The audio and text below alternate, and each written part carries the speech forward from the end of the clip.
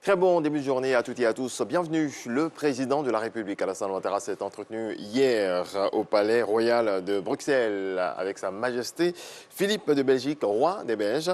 Les deux hommes ont passé en revue les relations d'amitié et de coopération entre leurs deux pays. Ils se sont également penchés sur les voies et moyens de les consolider et surtout de les diversifier. Mahama Traoré. Le président ivoirien Alassane Ouattara est reçu ce jour par Sa Majesté Philippe de Belgique, roi des Belges. Après la photo officielle, les deux personnalités se sont retirées pour un entretien.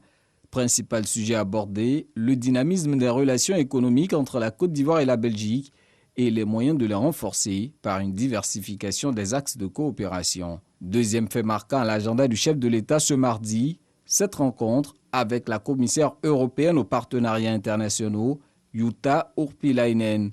Au menu des échanges, l'état de la coopération entre la Côte d'Ivoire et l'Union européenne, une amitié vieille de 60 ans aujourd'hui. Autre dossier évoqué, la fabrication des vaccins contre la Covid-19 en Afrique et la question liée au cacao durable.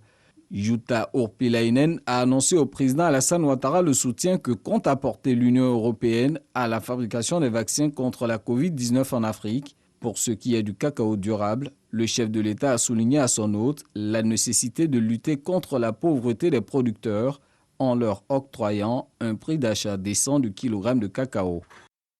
Le dialogue politique a repris lundi sa phase 6 ce mardi. Deuxième jour de concertation avec les partis politiques. Les échanges étaient francs et directs. Objectif, aplanir les différends et consolider la cohésion sociale, l'unité nationale. C'est ce que nous apprend Alexis Ouedraogo. Ce mardi, autour de la table du dialogue politique, ils étaient tous présents. Membres du gouvernement, partis politiques au pouvoir et de l'opposition. Notre objectif est de traiter toutes les questions avec beaucoup de confiance, avec l'ambition de pouvoir contribuer véritablement à la paix, à la cohésion sociale de notre pays. L'ambiance est bonne. Nous avons décidé aussi qu'il n'y ait pas de sujet tabou.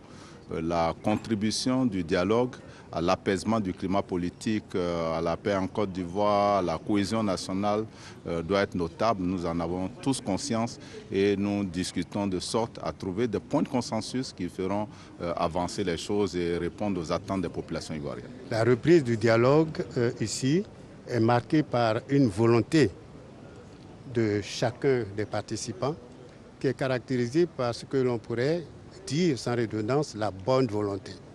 Nous avons tous été des hommes de bonne volonté et nous avons voulu exprimer notre amour pour notre pays. Nous voulons nous entendre avec nos frères. Après avoir réceptionné les contributions de chaque parti politique, le gouvernement a procédé à la compilation des observations et contributions et établi un chronogramme de travail. Beaucoup d'évolutions ont été récemment connues et notées, mais il y a encore des points qui ont besoin de nous rapprocher davantage.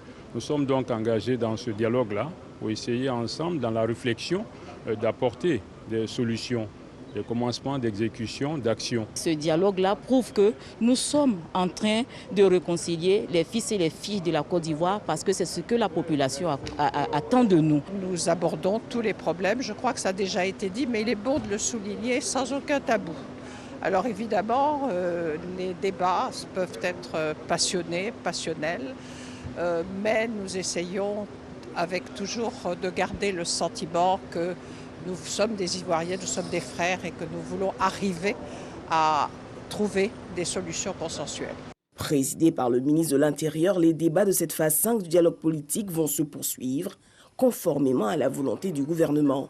Pour nous, le RHDP, nous ne sommes pas en train de construire une nouvelle paix. Nous sommes là pour le renforcement de la cohésion, parce qu'elle existe déjà.